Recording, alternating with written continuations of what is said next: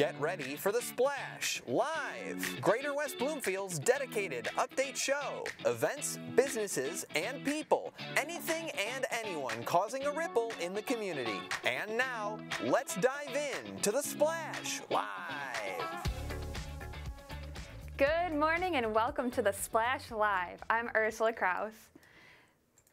Thank you so much for joining us today. Happy last day of August to all of you watching from West Bloomfield, Kego Harbor, Sylvan Lake, and Orchard Lake. The Splash Live is Greater West Bloomfield's very own TV, radio, and streaming show. You can always watch us live Monday through Friday from 9:30 to 10 a.m. on Civic Center TV. Catch us on Comcast Channel 15, AT&T Channel 99, on the web at civiccentertv.com, on Civic Center TV's Facebook app, and you can even listen live on 89.3 Lakes FM. The Splash Live is part of Civic Center TV and Lakes FM's 90 minutes of live local programming. It's beginning to feel a whole lot like fall this morning, with temperatures sitting in the low 60s. We can rely on a beautiful sunny day for this afternoon, with higher temperatures reaching the low 80s and a light breeze. Tomorrow, we will look forward to another delightfully sunny day, with temperatures reaching the 80s and staying as we go into the weekend. This fall weather won't last for long, as we can expect a hot weekend with temperatures in the high 80s with a bit of humidity and thunderstorms, but otherwise it should be partly sunny. What a surprise to the students of West Bloomfield Middle School, Doherty Elementary School, and Shaco Elementary School when all three were closed yesterday due to a power outage from Monday's vicious storm. What was supposed to be only the second day of school turned into a first day off for these students. Those same three schools are still closed today due to the lack of power to their buildings. DTE is working hard to restore it so that these eager students can get back to their classrooms. The power is estimated to be restored hopefully by tomorrow, so we can look forward to seeing our kids back in the swing of things soon. Earlier this week, hundreds of volunteers from Temple Israel in West Bloomfield got together and packed first aid kits for the Ukrainian army.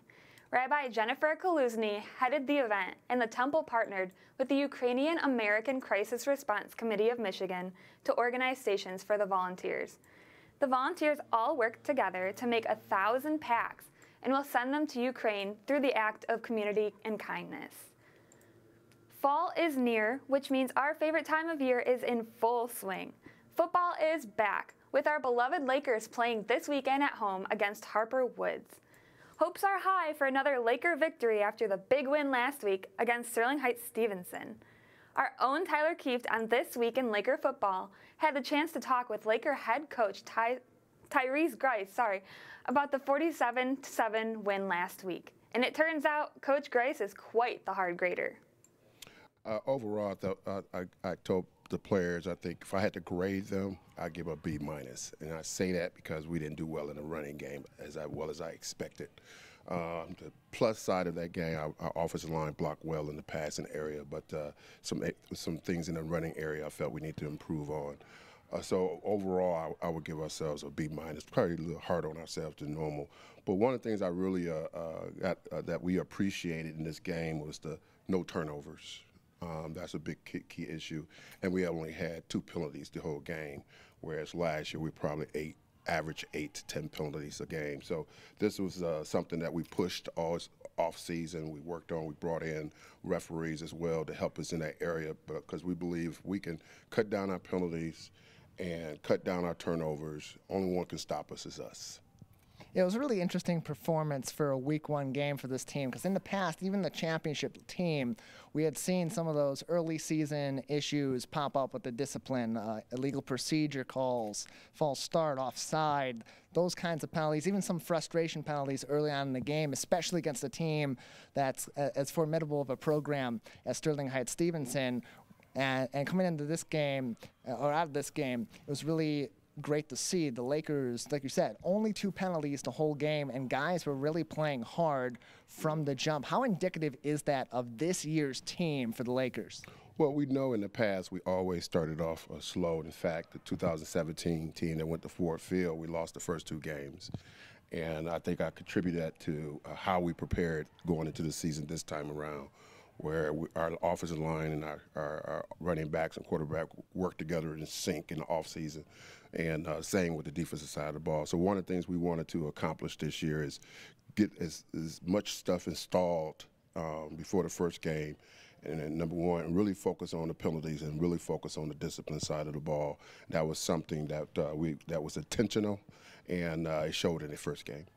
We're joined by head coach Tyrese Grace. The Lakers coming off a 47-7 victory against the Sterling Heights Stevenson Titans out of the MAC Red in their opener at Wayne State University for the Zenith Prep Kickoff Classic.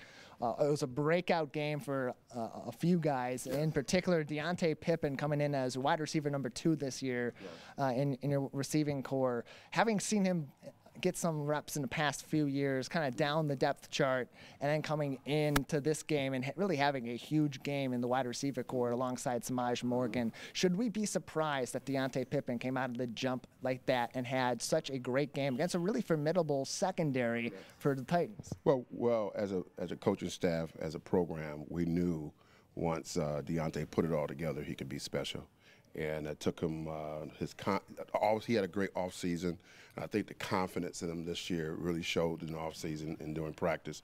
So his commitment to getting better, catching the ball better, and running better routes it showed on the football field. But he one of the fastest guys in the state, one of the fastest guys on our football team. So it's about getting him the ball and let him make plays.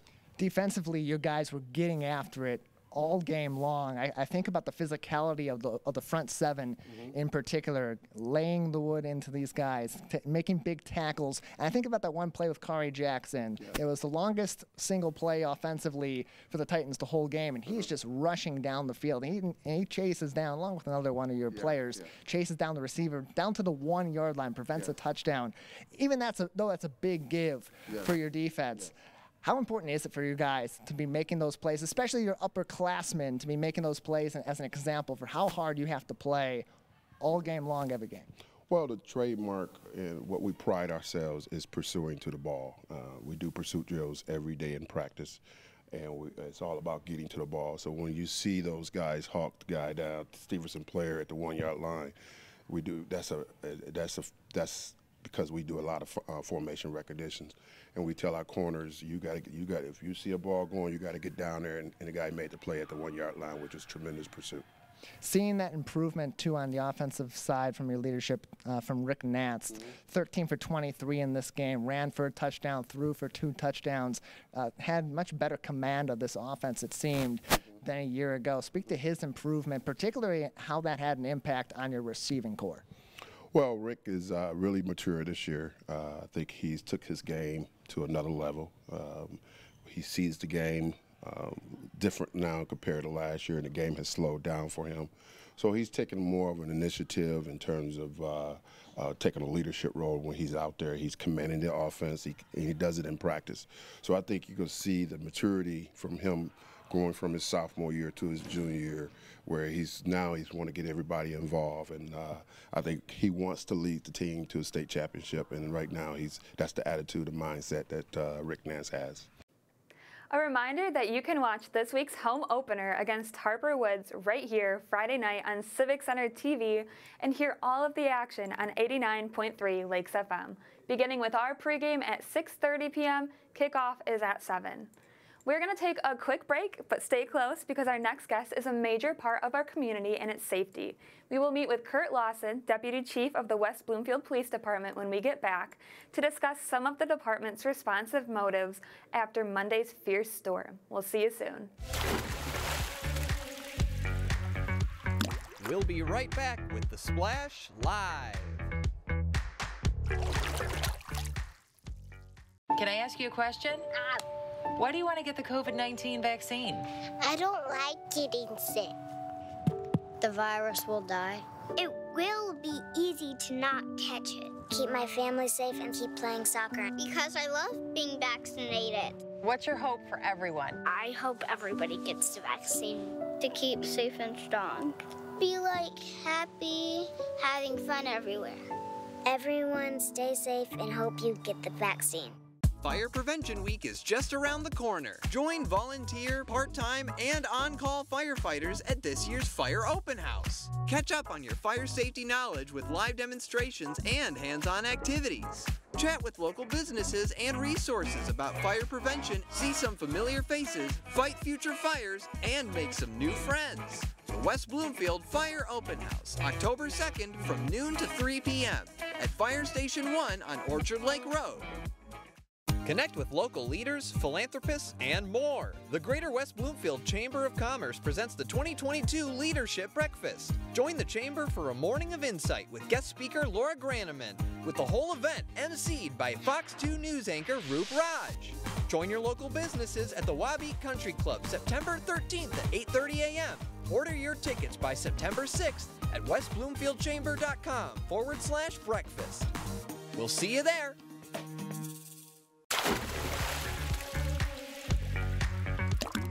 And now, back to the Splash, live. Welcome back to the Splash Live. I'm Ursula Krause. Have you ever wondered what goes into the aftermath of a huge storm like the one we had here on Monday? With downed wires, broken stoplights, and traffic galore, we have you covered. Joining us now to answer some of these questions is Deputy Chief Curt Lawson of the West Bloomfield Police Department. Thank you so much for joining us, Curt. Great to be here. Thanks for inviting me. Of course. So we were wondering, what residual effects are you and your crew still seeing after the storm? Well, obviously during the storm on Monday, it's a several-hour event. We had over 200 phone calls between 5 p.m. and 8 p.m. on Monday, over 300 different radio transmissions between our dispatch center, the police, and the fire department. The fire department themselves had 28 different runs that were weather-related. The police department responded to 21 different calls of traffic, whether it's a traffic crash or lights were out within the community due to the power outage. But we were pretty busy, but actually we got off kind of easy compared to neighboring areas. Commerce Township got hit really hard. Waterford got hit really hard. And I looked at the DTE outage map yesterday, and there was still 260,000 families that were without power. And earlier this morning, we're still around 200,000 in Southeast Michigan. So it was a significant event, and fortunately, we came out looking pretty good here in West Bloomfield. It's crazy. You don't really expect to have storms like that in the area that we're in. So, yeah, the winds were substantial, no question about it. So what response does the West Bloomfield Police Department have for storms like this? Like if you were to get a bunch of calls regarding you guys to come out and help? Well, we always monitor the weather, so we upstaff during these incidents. We stay in great contact with the fire department, so we make sure we have enough personnel on scene to be able to deal with anything. And then, you know, if we do get a tornado or a significant incident, we can call our neighbors in from neighboring departments, police and fire, to help us out. We work very well together. We always have, and we always will. What do you think the community can do to decrease the chances of danger in situations like what came through on Monday? Well, we certainly always ask them to monitor the weather. They should have emergency kit available, flashlights, fresh batteries, first aid kit. You know, you should have some bottled water, emergency food. Make sure you're prepared. Listen to the weather, National Weather Service. If there's a warning, a tornado warning or a storm warning, you know, seek shelter. Make sure that you can go down into your lower level or the lowest part of the house where there's not windows. Just be prepared for the unexpected. So if you were stuck outside and you had no way of getting inside somewhere, what should you do? Well, certainly, you know, your car is a safe place for the most part, or a neighboring business you can go into. We always recommend, if there's flooding, you know, you don't want to drive your vehicle through high water or anything like that. And one thing I'd mention is a lot of people these days, they have generators, which is a great thing, especially when you have power outages. But you got to remember to keep those generators outside of the home, away from something that is combustible. Don't leave your generator in your garage, even if it's open. You've got to have that generator outside of your residence, you know, freestanding away from the structure. So if I know the wind was really bad and a lot of trees were being thrown around and a bunch of wires were found down on the ground, what should people do if there is a wire, if it's live or dead or whatever?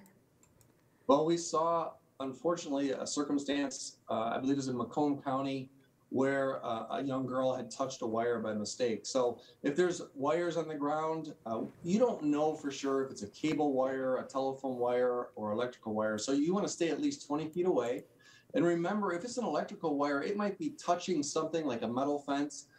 Stay away from the area. You want to stay at least 20 feet away. I'd recommend even farther. Don't be touching any metal fences or anything that could be touching that wire. We call the police, call 911 or the fire department. We'll come off and we'll rope off the area, get a hold of DTE, and they'll come out and take care of the problem. I think I actually did see that article. I think I heard that there was someone else with them and they were touching them and they got electrocuted as well. So does that mean if you see someone touching a wire, you shouldn't even go near them? You should just wait for first responders? Absolutely. I mean, certainly if you see a young child walking near a wire, you yell out to them, remove them from the area, verbally. We want to come out and, like I said, rope off that area and make sure people understand or they know visually that it's a dangerous area. We'll put police tape up, and the fire department's great about coming out and helping us out with that. So I actually know someone who posted a video that day that the storm came through, and it looked like the lightning hit something and it started on fire. It was just sparking and the entire neighborhood was lighting up. What is the protocol for something like that? Give our 911 center a call. We'll dispatch both police and fire, evaluate the situation, and get a hold of DTE, and they'll come out and take care of the problem. So do you have any statistics of storms in the past, I guess of the damage that's been done that people have filed with the police? Do you have any statistics saying like what the worst storm you've dealt with has been? I don't have that handy on me right now. Certainly it's Michigan, so every day is different. Storms come through. Today's going to be a beautiful 83 degree day, and next week we could be down into the 60s. You just don't know. So you just always need to be prepared when you live in the state of Michigan. Like I said, have that emergency kit handy. Have a plan with your family. If something were to happen, whether it's a tornado, where are you going to meet? How are you going to communicate? Those things are very important to think ahead of time. Do you have anything else to share with our viewers? Our time is kind of wrapping up, but if you have anything else to share, I would love to hear it. So one thing I've seen in the last year is we've had an uptick in the number of stolen vehicles within the township. If you have a Dodge Challenger or a Dodge Charger, we're seeing a lot of those vehicles being taken within the township. Obviously, we're trying to upstaff and counter that, but we highly recommend that you have cameras on those vehicles, lighting outside if the vehicle's kept in your driveway, but if all possible, put those vehicles in your garage. So I guess my last question is there a website that our viewers can come look at to check out what the responses are, anything about the police and fire, everything in the area? Sure, they can go to the West Bloomfield Police website. There's actually a live crime mapping there so they can see what's going on in their neighborhood. Check out our social media, our Facebook, Twitter, Instagram. We keep it very updated. It's a lot of great information on there. We collaborate with our community partners, and we push a lot of information through our social media. Thank you so much, Curt, for answering some of our questions we've all had in terms of inclement weather and the police department's response. Thank you so much for all you do for the community, and I hope you have a wonderful Wednesday. Thank you very much. Great to be here. We've all had a rough couple of years, and it's time to take that time back. Joining us next is Stacy Zackovich, Chief Energy Officer of the Positive Shift, to talk to us about how to stay positive and bring a sense of purpose back into our lives. We'll see you here in a moment. We'll be right back with The Splash Live. Can I ask you a question? Why do you want to get the COVID-19 vaccine? I don't like getting sick. The virus will die. It will be easy to not catch it. Keep my family safe and keep playing soccer because I love being vaccinated. What's your hope for everyone? I hope everybody gets the vaccine to keep safe and strong. Be like happy, having fun everywhere. Everyone stay safe and hope you get the vaccine. Fire Prevention Week is just around the corner. Join volunteer, part-time, and on-call firefighters at this year's Fire Open House. Catch up on your fire safety knowledge with live demonstrations and hands-on activities. Chat with local businesses and resources about fire prevention, see some familiar faces, fight future fires, and make some new friends. The West Bloomfield Fire Open House, October 2nd from noon to 3 p.m. at Fire Station 1 on Orchard Lake Road.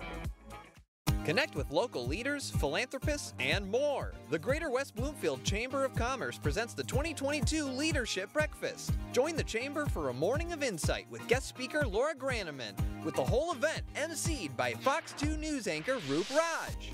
Join your local businesses at the Wabeat Country Club September 13th at 8:30 a.m. Order your tickets by September 6th at westbloomfieldchamber.com/breakfast. We'll see you there.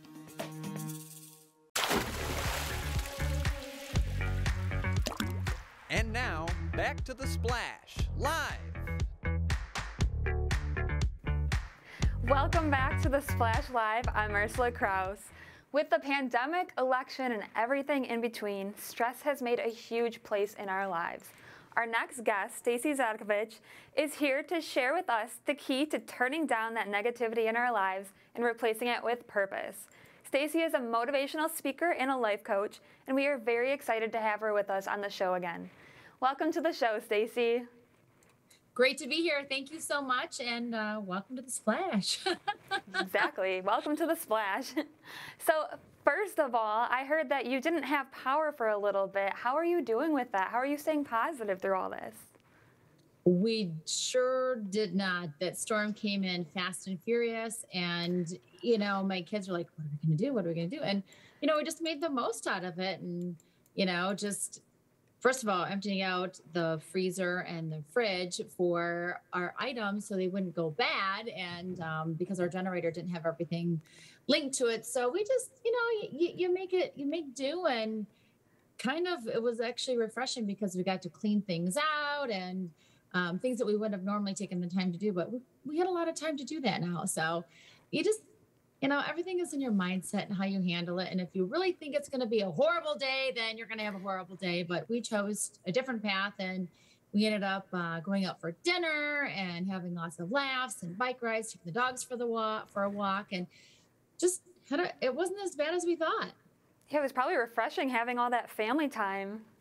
It was nice. Yeah. So can you tell us a little bit about your background and how you were motivated to start the positive shift? Absolutely. I started around 2014 when I took the title of Mrs. Michigan United States and decided to take what was in my heart, my soul, my bloodline, and really bring it out to help and really have people realize the importance of their mindset.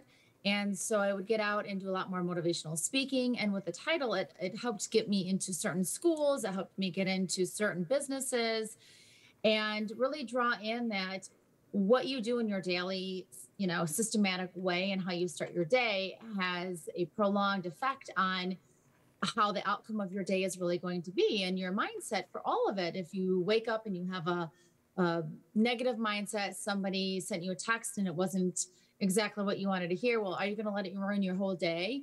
So I try to give people tools and techniques into changing their mindset. And along the path and the journey, I ended up writing a #1 best-selling book on Amazon called Positive Shift Ahead. And I just, of course, have it right here. So it's 16 ways to redirect negative thoughts quickly.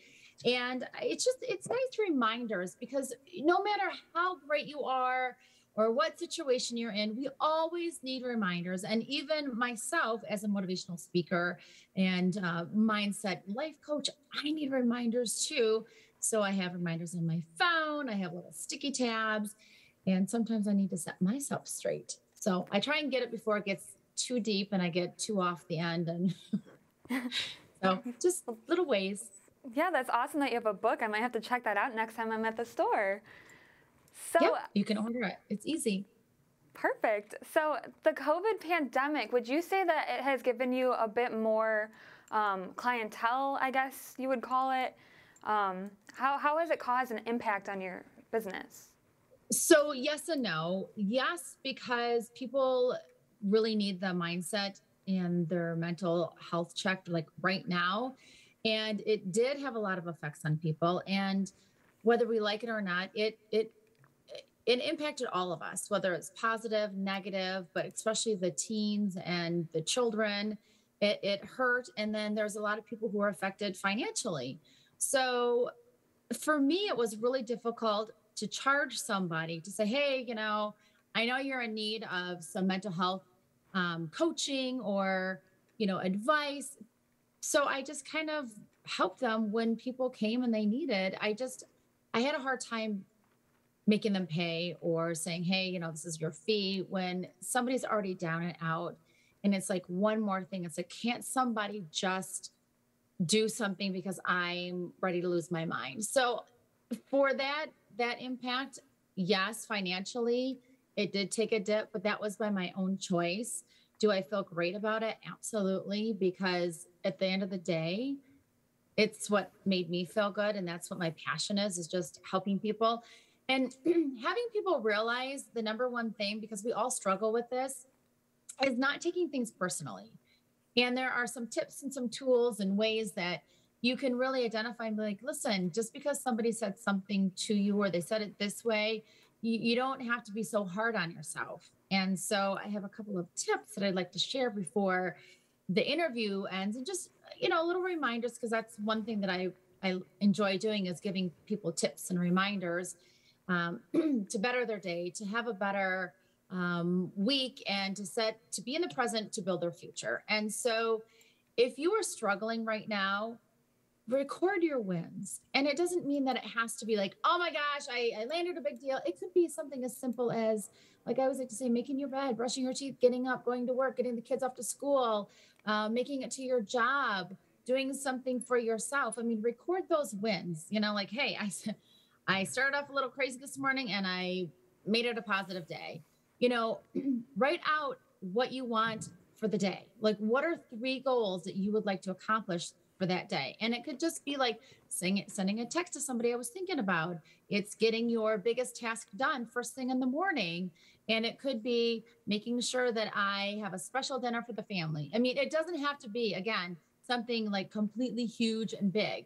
And, maybe just taking time for yourself and also planning something for your week and just doing something kind for yourself, because we never do that enough. We always do so much for other people and we forget about ourselves. But if you're not happy or you're not taking care of yourself, nobody else is going to do it, because no one else can be your happiness. You are your own happiness.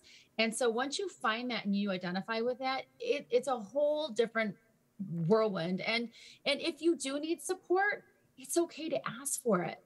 So just reach out and say, hey, I'm having a hard day. I just wanted a friendly voice. And I get that all the time. And I think that is such a crucial thing, because we are all in the same boat. We all need helps. We all need tips. We all need tools. And just be there and open people with open arms, and then you get further because you feel good about what you are able to help somebody else with.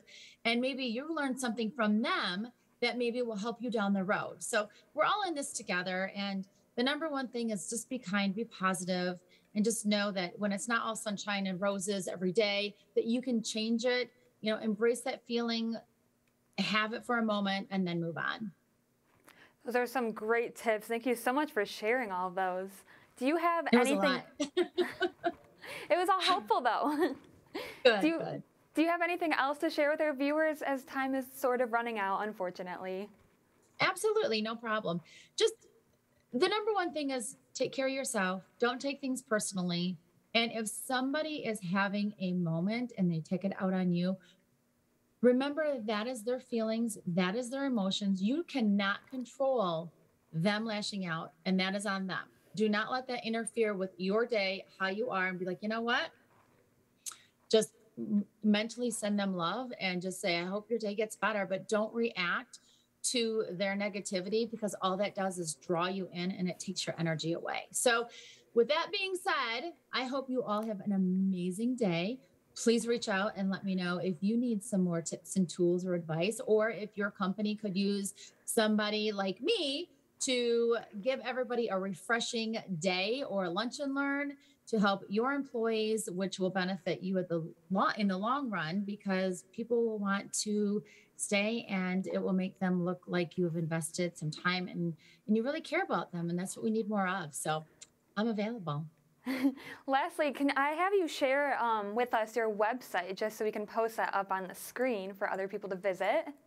Sure. It is www.stacie, S-T-A-C-I-E, Renee, R-E-N-E.com. So stacierenee.com. Awesome. Thank you so much, Stacie, for joining us again this week. You are doing a great job. Pleasure. You're doing so great leading so many people, and it was so wonderful talking to you. Thank you. Have a great day, everybody. As it always does, time is coming to a close for the show today. Thank you so much for watching the Splash Live.